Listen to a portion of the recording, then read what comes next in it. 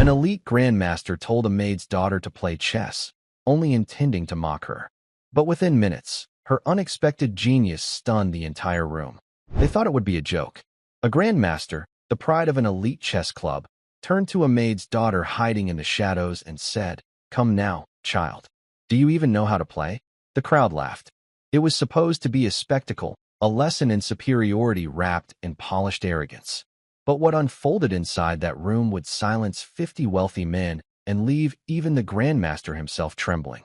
It wasn't just a chess game. It was a confrontation between power and humility, pride and quiet genius. And what started as a cruel attempt to humiliate a little girl ended as one of the most unforgettable battles ever witnessed on 64 Squares.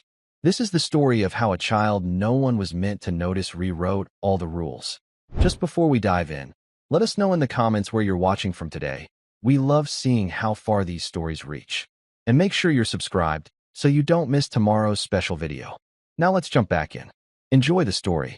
The little girl in the corner was a secret hidden in plain sight. Her mother was paid to be invisible, to quietly clean the messes of the wealthy. But tonight, her daughter was about to make a mess no one could ever clean up. The St. James Chess Society was not a place for children.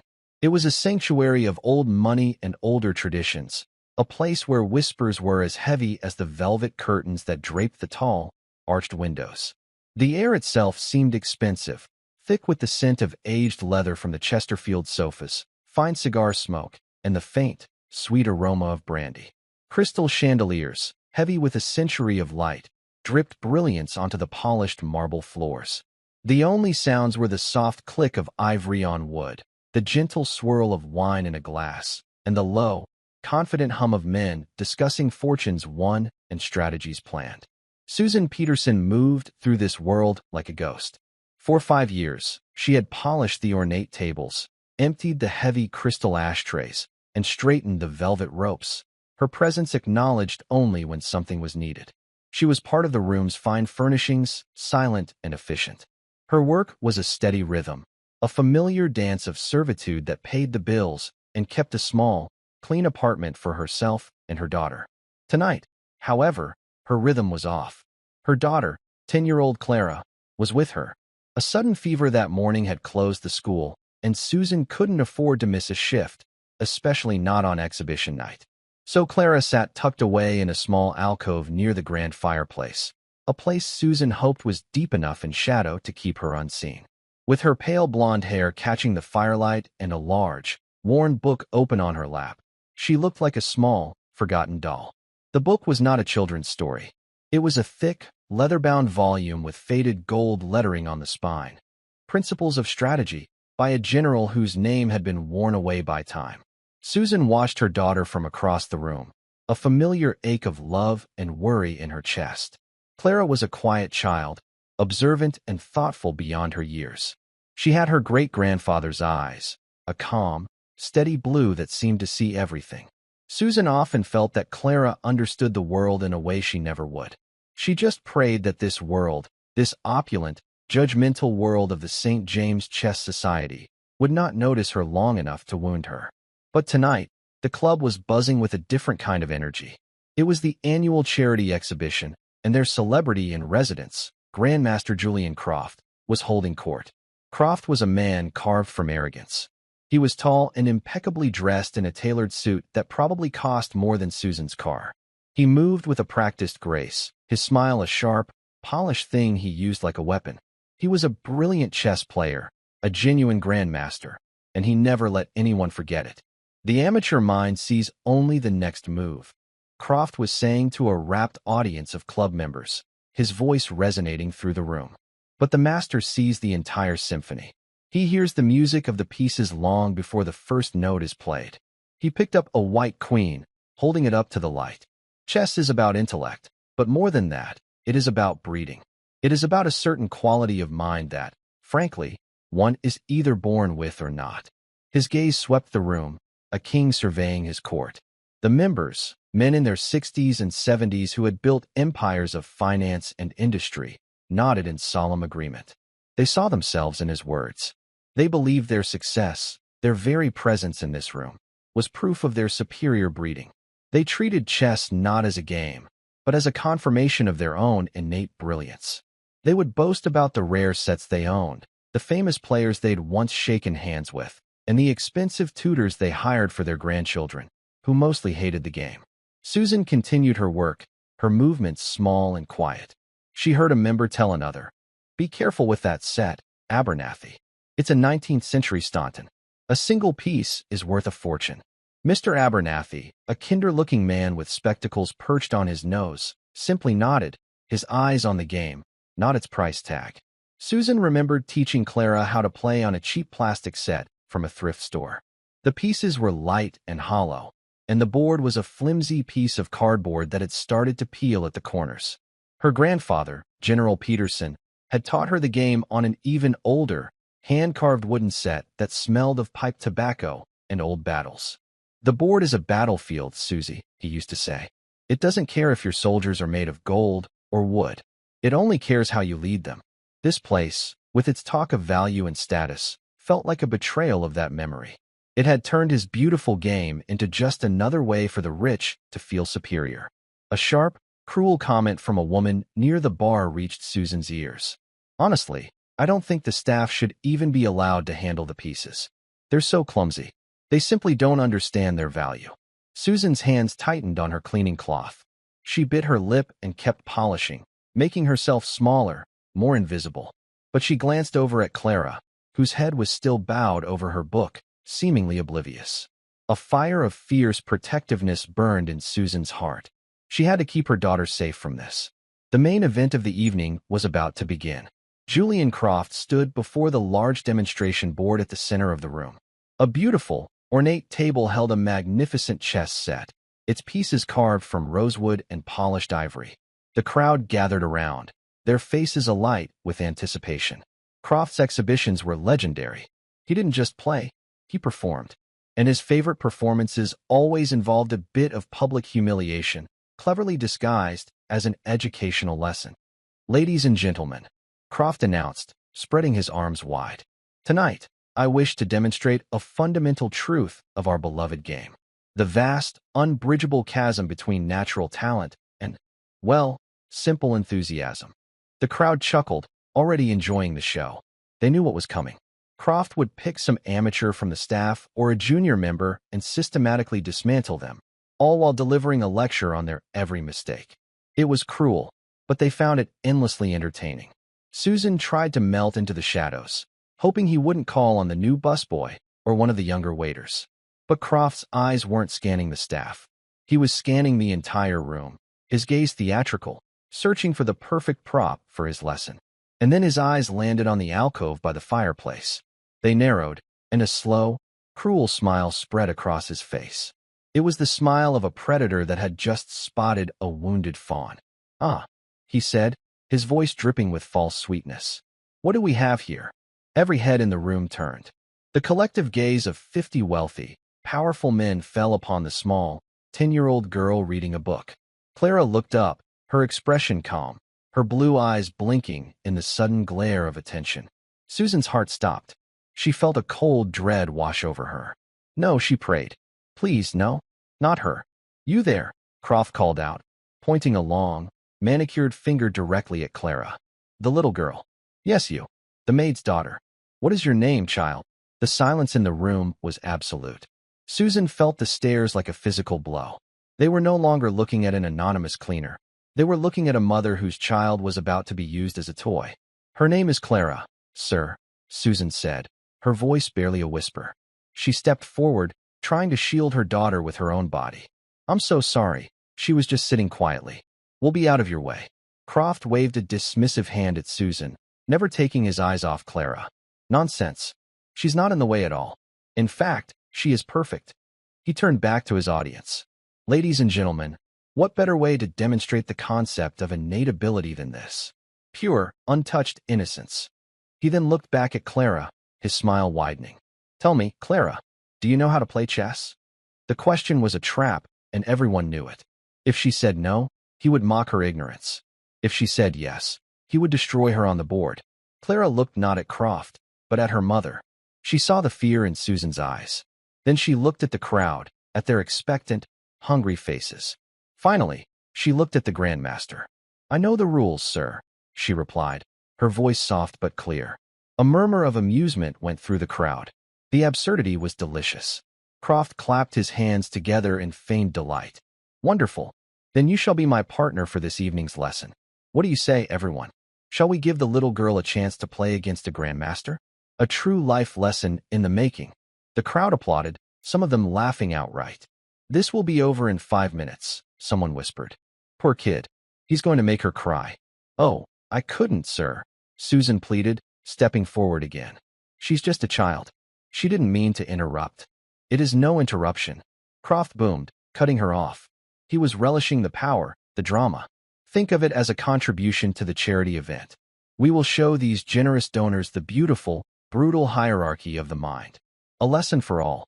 He gestured to the empty chair across the gleaming demonstration board. "Come now, Clara. Don't be shy. I promise to be gentle." His eyes twinkled with malice. "We wouldn't want to keep you from your studies for too long." More laughter. The insult was clear. Susan looked at her daughter, her heart breaking. She wanted to grab Clara's hand and run from the room, from the job, from all of it. But then she saw the look on Clara's face. The fear was gone. In its place was a quiet, unshakable calm. It was the look her great-grandfather had in all his old photographs. The look of a soldier before a battle he knew he could not lose. Clara closed her worn book, placed it carefully on her chair, and walked toward the center of the room. She was so small, her simple dress a stark contrast to the opulence surrounding her. She looked tiny as she approached the massive, ornate chess table. "All right, sir," she said, her voice steady. "If you insist." The room fell silent as Clara pulled herself up into the large leather chair. It was so tall her feet dangled a foot above the floor. The expensive, heavy pieces seemed enormous in front of her. They felt cold, alien, nothing like the worn, familiar plastic pieces she played with at home on her great-grandfather's old board. But as she looked across the 64 squares, a sense of peace settled over her. The board was the same. The rules were the same. The battle was the same. And a battle was something she understood very, very well. Julian Croft sat opposite her, a condescending smirk plastered on his face. He leaned toward the audience conspiratorially. "Now then," he began, his voice booming in the quiet room. "Let us begin with a lesson in the fundamentals. An opening, my dear Clara, is the first phase of the game. Do you know what that is?"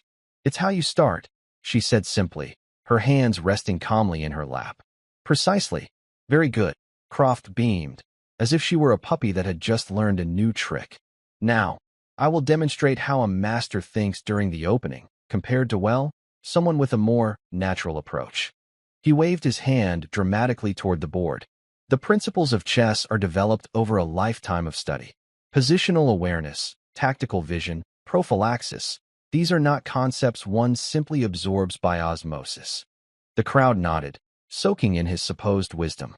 Several members pulled out their phones, ready to record the quick, brutal lesson they were about to witness. This would be a story to tell for weeks.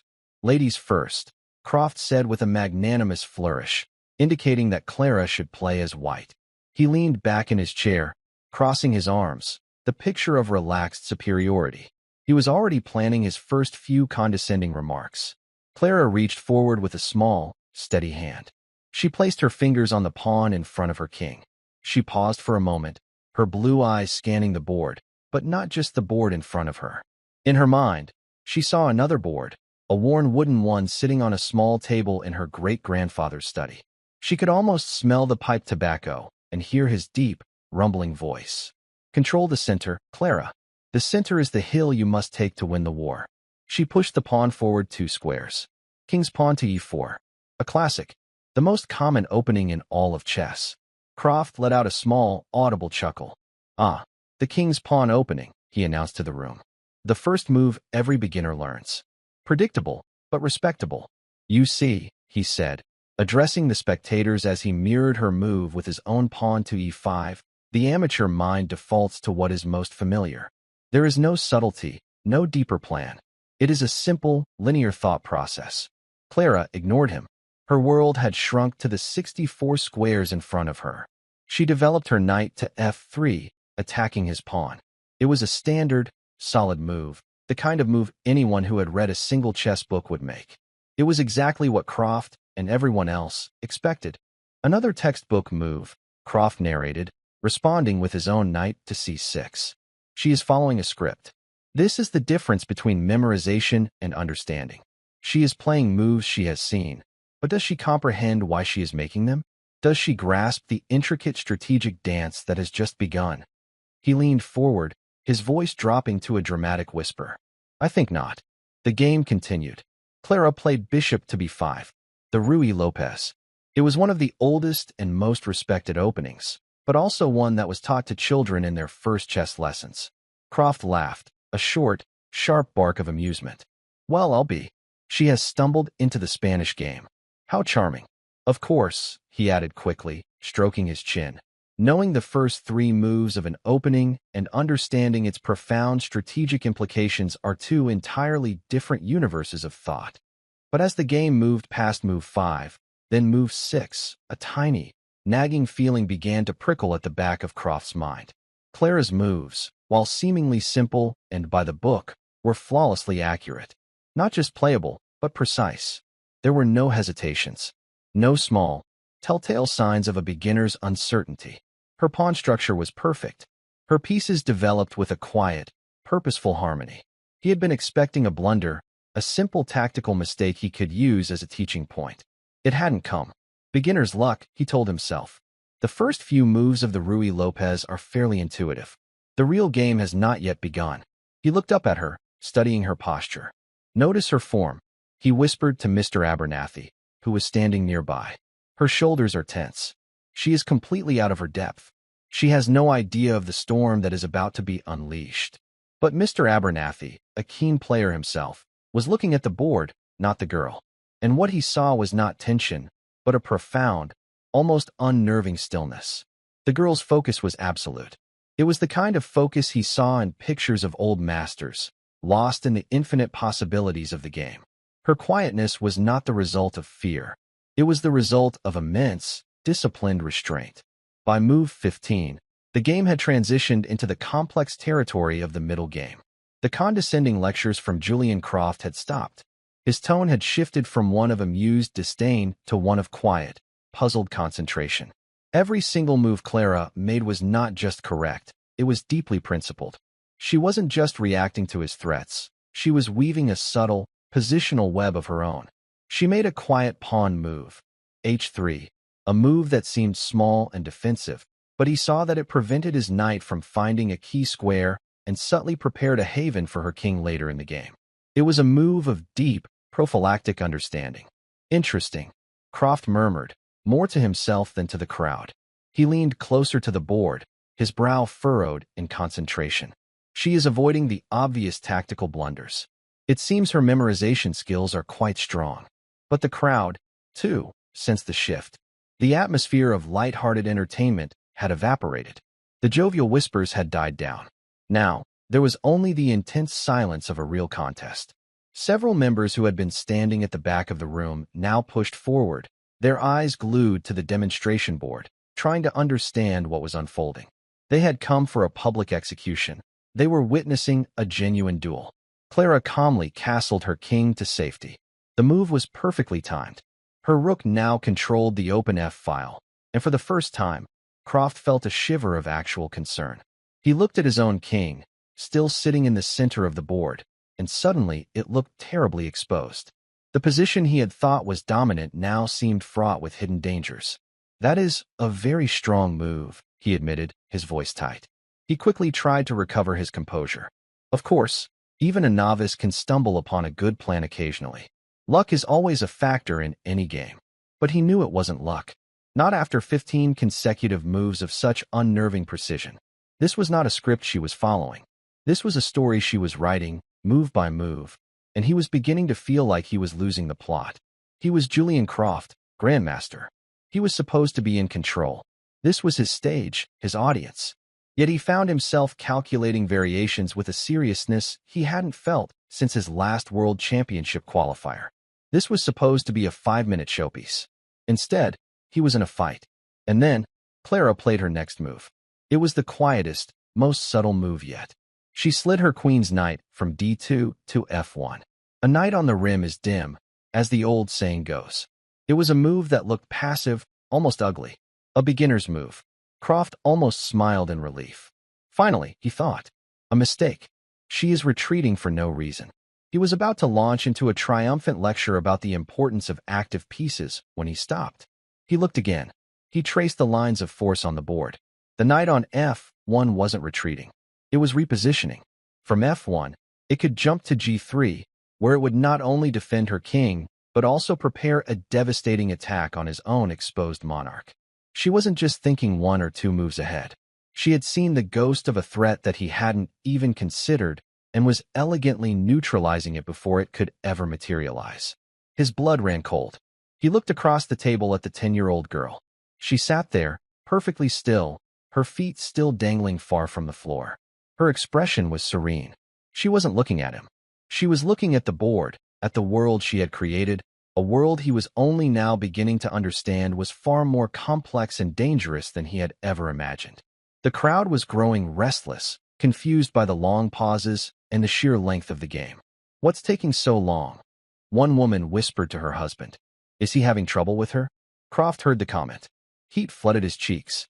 His reputation, his entire identity was built on the idea of effortless superiority. And now, that identity was being systematically dismantled by a silent child in a faded dress. He looked at Clara's calm blue eyes and saw not the ignorance of a child, but the wisdom of an old soul. He was no longer playing against a maid's daughter. He was playing against an opponent, a terrifyingly strong opponent. His mind, usually a sharp, analytical engine, was clouded with a fog of disbelief and rising panic. The little girl's knight on f1 was like an indictment. It was a move of such profound and quiet genius that it mocked his own aggressive posturing. It was a move that didn't shout. It whispered, and the whisper was a promise of his own impending doom. He had to find a flaw. He had to reassert control. He was the Grandmaster. She was the maid's daughter. The natural order of the world depended on him proving this. He scoured the board, his eyes darting back and forth, looking for a weakness, a crack in her flawless formation. But there was none. Her position was a fortress, each piece defending another, all of them working in a quiet, deadly harmony. It was like trying to punch water. His aggression found no purchase. She must be cheating, the thought came, a venomous serpent slithering into his mind. It's the only explanation. He scanned the room, looking for any sign. A hidden earpiece? A Confederate in the crowd signaling moves? He looked at the girl. She was watching the board, her expression placid. There was no sign of deception. There was only the pure, unwavering focus of a true player. The cheating accusation died in his throat, choked by its own absurdity. The truth was far more terrifying. She was simply better. Meanwhile, Mr. Abernathy leaned toward a fellow member, his voice a hushed, reverent whisper. "Do you see what she's done? Look at Croft's bishop on c8. It's a prisoner. It has no squares. And his rooks are disconnected. She hasn't launched a single flashy attack, but she's methodically taken away all of his pieces' hopes and dreams. It's like watching an anaconda slowly squeeze the life out of its prey. It's devastatingly beautiful." Susan stood near the wall, her duster forgotten in her hand. Her fear had been replaced by a dizzying, heart-pounding pride that felt like it might lift her off the floor. She remembered one afternoon, years ago, when Clara was only 6. Her grandfather, General Peterson, had set up the old wooden board. He'd shown Clara a complex endgame puzzle. Susan had watched for an hour as the old man and the little girl sat in silence, just staring at the pieces. Then, without a word, Clara had reached out and made a single, perfect move. The general had leaned back, a slow smile spreading across his weathered face. He'd looked at Susan and said, "This one, Susie, she doesn't just play the game. She understands the soul of it. She has the patience for the long war." Susan hadn't fully understood then, but she did now. She was watching her daughter fight a long war, and she was winning. Back at the board, Croft was beginning to sweat. A single bead trickled down his temple, and he resisted the urge to wipe it away, knowing it would be a confession of his struggle. He had to do something. He couldn't just sit here and be slowly strangled. His reputation was built on daring, tactical fireworks. He needed to complicate the position to create chaos. In chaos, a weaker player might blunder. He pushed a pawn forward, a desperate gambit. It was a move that sacrificed a piece of his own defensive structure in the hopes of tearing open a line of attack against her king. It was loud, aggressive, and deeply flawed. To the untrained eye, it looked powerful. The crowd stirred, sensing a shift. Perhaps the Grandmaster was finally showing his true strength. Mr. Abernathy, however, winced. "Oh no," he murmured. "That's an act of desperation. She's provoked him into overextending. It's a trap." Clara looked at the move for less than 10 seconds. She had seen it coming 3 moves ago. Her great-grandfather had taught her about this kind of move. "When your enemy is desperate, he will hand you a sword," he used to say. "Do not be afraid to take it." She didn't take the bait immediately. She didn't capture the offered pawn. Instead, she made another quiet, infuriatingly calm move.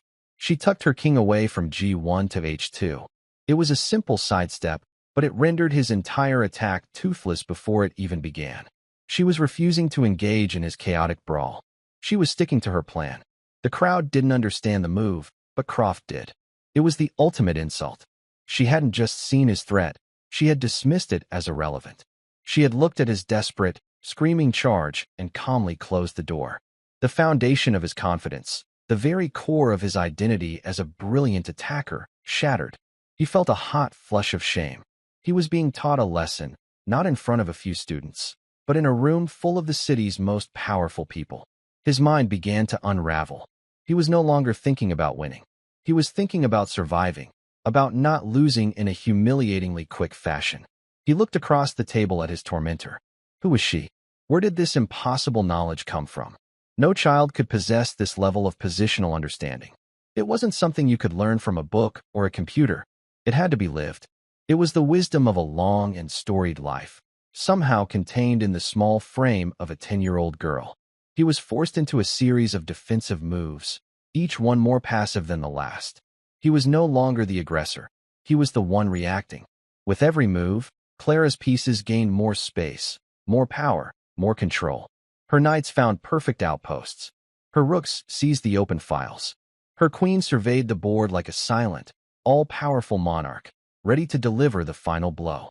The position on the board was now overwhelmingly in her favor. It was no longer a question of if she would win, but how. The members of the St. James Chess Society stood mesmerized. They had forgotten their cigars and their brandy. They were witnessing something that defied all their neatly ordered beliefs about class, intelligence, and breeding. They were witnessing a masterpiece being painted, not by the celebrated artist they had paid to see, but by the janitor's silent daughter.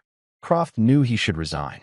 A player of his stature should recognize a lost position and offer his hand in a show of sportsmanship. But his pride, his raw, wounded ego, would not let him. He would make her play it out to the end. He would force her to deliver the checkmate, hoping against hope that she might, by some miracle, make a mistake. It was a foolish hope. Clara paused, her gaze fixed on the board.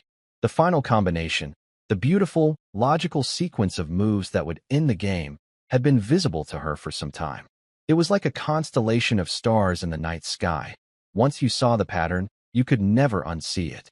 She remembered her great-grandfather's voice, a low rumble in her memory. When the time is right, you must strike with decisiveness. No hesitation, no mercy. That is how you honor the game. That is how you honor your opponent. She reached for her queen. The room held its collective breath. This was it.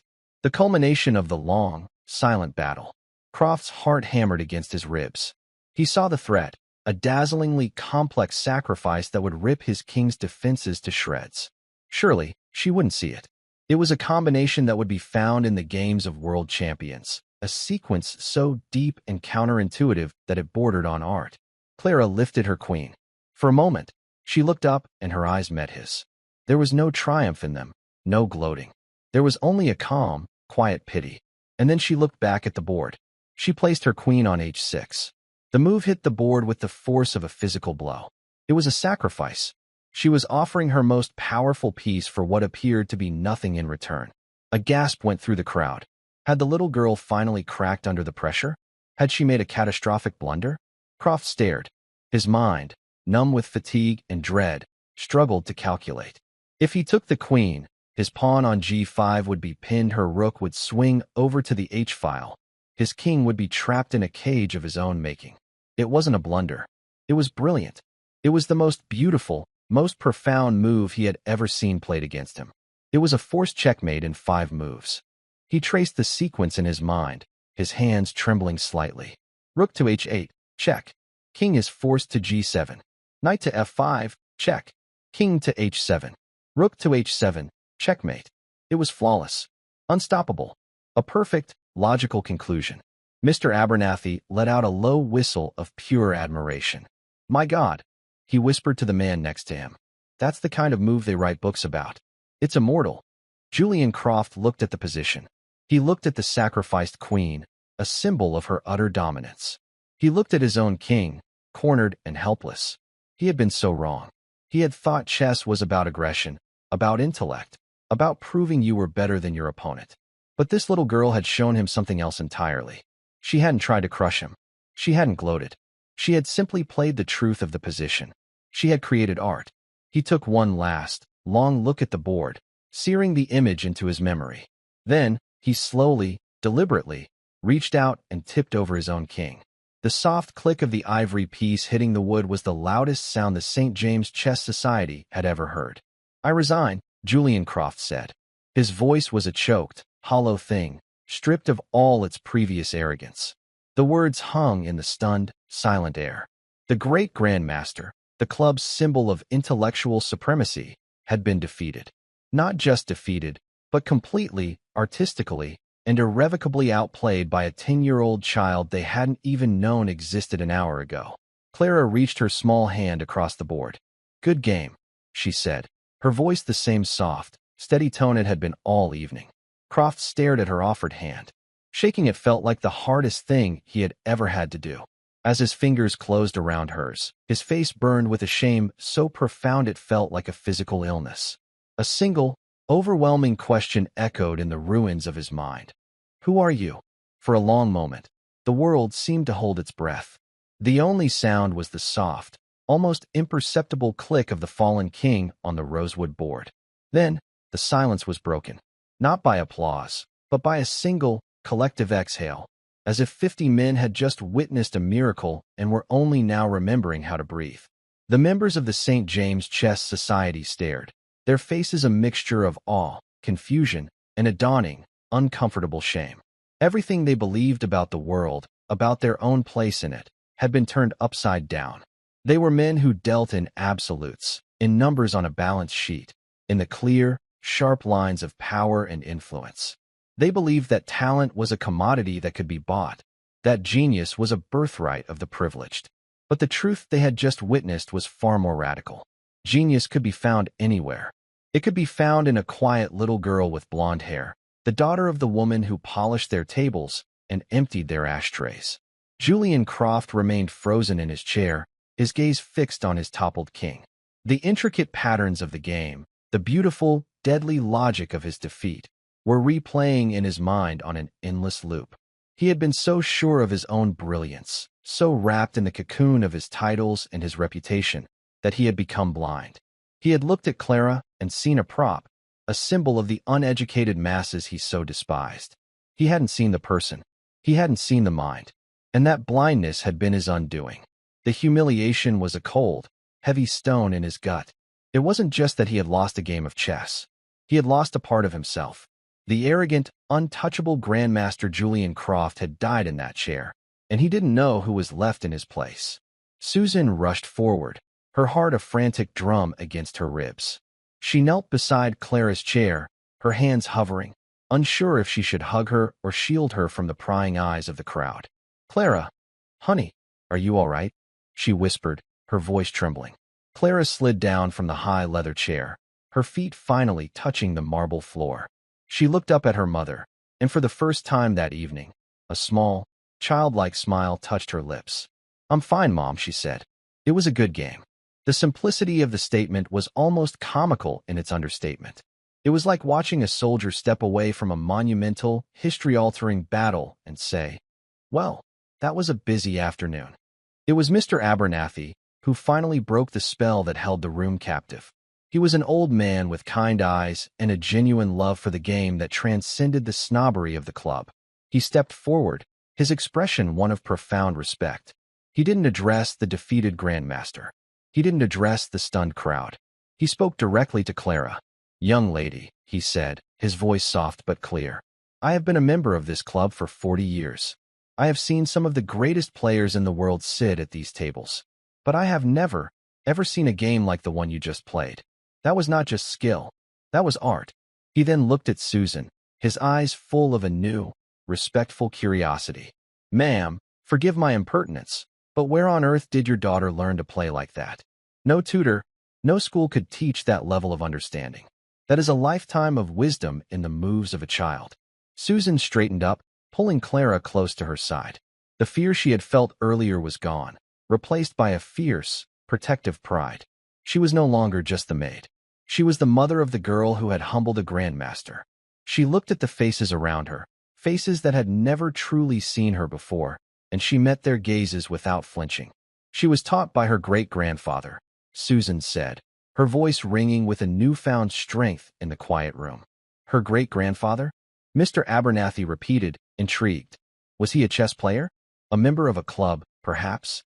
A sad, fond smile touched Susan's lips. "No, sir. He wasn't a member of any club you would have heard of. His name was General Marcus Peterson." The name fell into the silence, and for a moment, it meant nothing to the room full of financiers and CEOs. They were men who knew the history of markets, not the history of battles. But then, an elderly man at the back of the room, a man who had served in the military in his youth, gasped. "General Marcus Peterson?" he said, his voice filled with disbelief. "You mean the General Peterson? Old Iron Hands Peterson from the Ardennes campaign." "The very same," Susan said proudly. A wave of murmurs swept through the room as the name finally registered. General Peterson was a legend, a figure from the history books. He was a strategic genius, a man famous for his unorthodox, brilliant tactics in some of the most difficult battles of the last century. He was known for his calm under fire, his ability to see the entire battlefield at once, and his uncanny knack for turning a seemingly hopeless position into a decisive victory. His strategies were still taught in military academies. Mr. Abernathy's eyes widened in understanding. He looked from Susan to Clara, and everything suddenly made a brilliant, terrifying kind of sense. The calm, the patience, the deep, positional understanding, the refusal to be drawn into a chaotic brawl, the ability to see the long war, not just the immediate skirmish. It was all there. Clara hadn't been playing a game of chess. She had been commanding an army. He taught her everything he knew, Susan continued, her voice filled with emotion as she remembered the old man and the little girl bent over the worn wooden board in his study. He said the chessboard was the best training ground for the mind. He didn't teach her openings or memorized lines. He taught her principles. He taught her how to think. He would set up famous battles on the board, Cannae, Austerlitz, Gettysburg, and make her play them out. He taught her about controlling the center, about supply lines, about the psychology of a desperate enemy. He taught her that the best way to defeat an opponent is to take away their hope, move by move. Now, the crowd understood. They weren't just looking at a prodigy, they were looking at a legacy. They were seeing the mind of a legendary general, reborn in his great-granddaughter. The cheap plastic set at home, the worn book of strategy, it all clicked into place. She had an education far more profound than any expensive tutor could ever provide. She had been taught by history itself. Julian Croft finally looked up from the board. He had heard every word. The revelation was not a comfort. It was the final, crushing blow to his ego. He had been defeated not just by a child, but by the weight of history, by a strategic tradition that ran deeper and truer than his own flashy, tournament-tested skills. He had come armed with a rapier, all flair and speed, only to find himself facing an opponent who wielded the slow, unstoppable force of a glacier. He rose from his chair, his movements stiff and awkward. He walked over to Clara, his face pale, his eyes hollowed out by his defeat. He stood before her, the tall, impeccably dressed man and the small girl in the simple dress. The entire room watched, waiting to see what he would do. Would he lash out? Make excuses? Try to salvage some shred of his pride? But the arrogance had been burned out of him. All that was left was the raw, humbling truth of his own inadequacy. General Peterson, he said, his voice barely a whisper. I, I studied his campaigns at university. His book, Principles of Strategy, I've read it a dozen times. He looked at Clara, and for the first time, he truly saw her. He saw the intelligence, the history, the quiet, unshakable strength in her calm blue eyes. He was a genius. And so are you. He then did something that no one in the St. James Chess Society had ever seen him do before. He bowed. It was not a theatrical, sarcastic bow, but a deep, genuine gesture of respect. A bow from a defeated king to a rightful queen. You have taught me a lesson tonight that I will never forget, he said, his voice thick with emotion. I thought this game was about being the smartest person in the room. You showed me it's about seeing the truth. Thank you. Clara simply nodded, accepting his surrender with the quiet dignity of a person who understood victory far better than he did. The spell was finally, truly broken. The members began to talk, their voices a low, humbled buzz. They looked at their expensive chess sets, their crystal glasses of brandy, the opulent room that had always made them feel so important, and for the first time, it all seemed a little hollow. They had been celebrating the price of the game, not its value. They had been worshipping the symbols of intelligence, not intelligence itself. Mr. Abernathy stepped forward again. He smiled warmly at Susan. Ma'am, he said, on behalf of the St. James Chess Society, I would like to offer our most sincere and profound apologies for the discourtesy you and your daughter were shown tonight. He then turned to the other members. I think we have all been given a much-needed lesson in humility. Perhaps it is time we remembered that chess is a game that belongs to everyone, not just those who can afford a membership to this club. He then looked at Clara, a hopeful twinkle in his eye. Young lady, he said, we would be honored, deeply honored, if you would consider becoming a member of this club. As our guest, of course, for life. Susan looked at Clara, ready to politely decline. This was not their world. They did not belong here. But Clara looked around the room, at the ornate tables, at the beautiful, handcrafted chess sets that were works of art. She looked at the men, who now watched her not with condescension, but with genuine awe. Can I still play with my own set at home? She asked Mr. Abernathy. He chuckled, a warm, grandfatherly sound. Of course, my dear. You can do anything you want. Clara thought for a moment. Then she nodded. Okay, she said. But on one condition. Anything, Mr. Abernathy said eagerly. Everyone has to be nice to my mom, she said, looking directly at the woman who had made the cruel comment about the staff earlier. The woman's face flushed a deep, mortified red. Susan's eyes filled with tears. She pulled her daughter into a fierce hug, burying her face in her soft, blonde hair.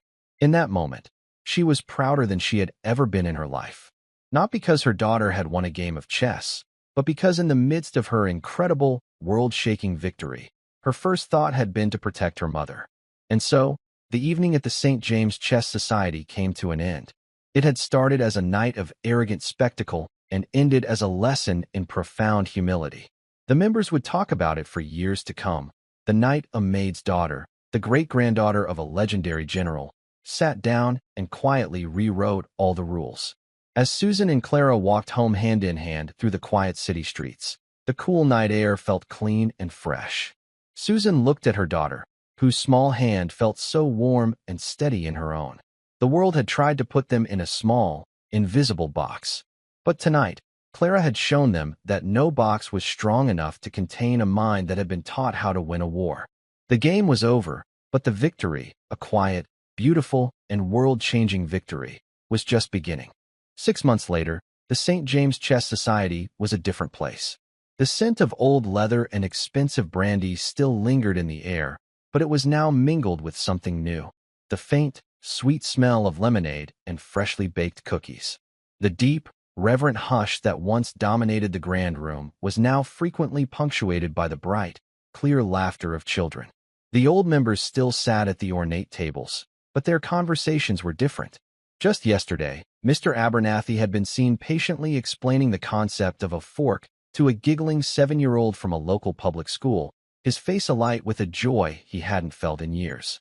They spoke less of their stock portfolios and more about the cleverness of a Sicilian defense or the beauty of a well-executed endgame. The soul of the club, once cold and hard as the marble floors, had begun to warm. At the center of this quiet revolution was Clara. She was no longer a secret hidden in an alcove. She was the club's heart. Twice a week, after school, she would arrive, her worn copy of Principles of Strategy tucked under her arm. The members, men who commanded boardrooms and steered global markets, would greet her with a respect and affection that bordered on reverence. They called her their little general. They had established the Clara Peterson Scholarship for Young Strategists, a fund to support children from all backgrounds who showed a passion for the game.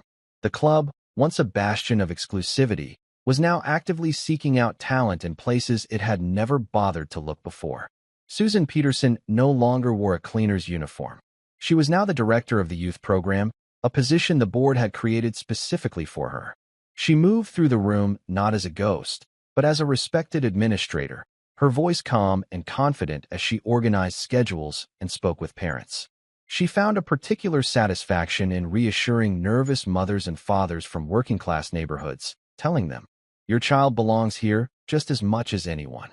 The fear that had once been her constant companion had vanished, replaced by a deep, unshakable peace. Sometimes she would pause and watch her daughter, surrounded by a crowd of adoring old men hanging on her every word, and a wave of pure, brilliant joy would wash over her. Her grandfather had been right. The board didn't care who you were, and now, finally, neither did this room.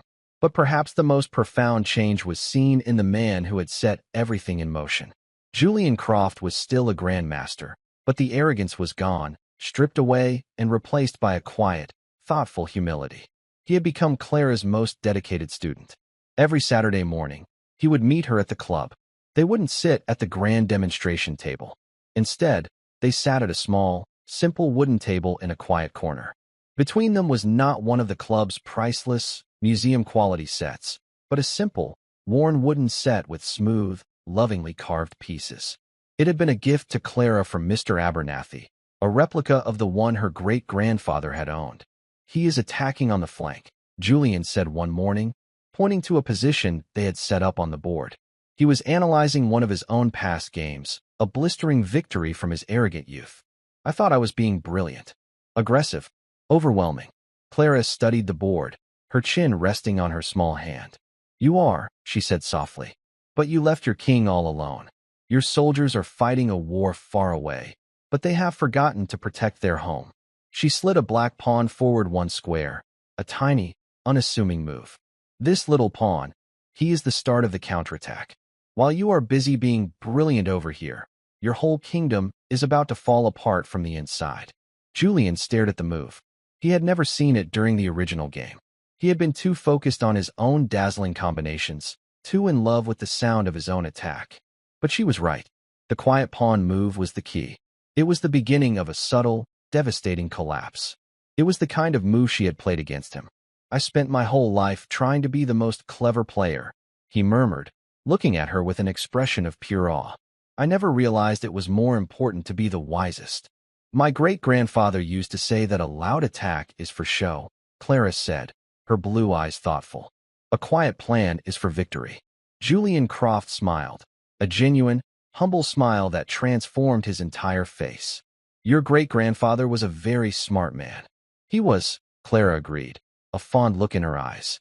"But he also said that the most important thing he ever learned was from a mistake he made in his first battle." "What was that?" Julian asked, leaning forward, eager for the wisdom. As a young lieutenant, he was so sure of his strategy that he didn't listen to a warning from a local farmer who knew the terrain, Clara explained. He thought he knew better. His unit was ambushed, and he lost good men.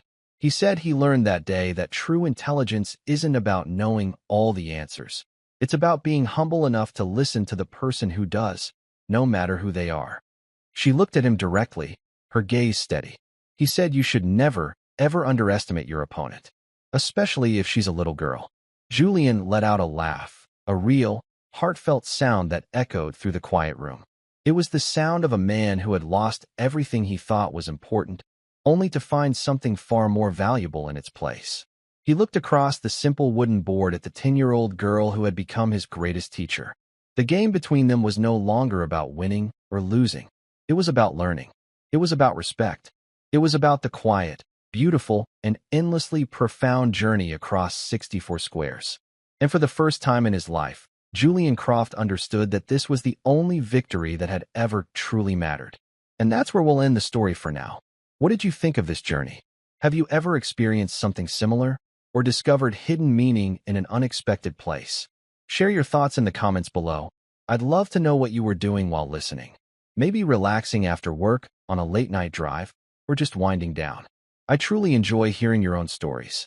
And if you want to make sure we cross paths again, hitting like and subscribing makes a huge difference. There are so many more inspiring journeys waiting to be told. Tell me, where are you watching from today? Remember, the people around us often carry extraordinary gifts we might never expect. Sometimes all it takes is someone believing in them. Until next time, keep your heart open to life's little surprises, and thank you for spending this time with me.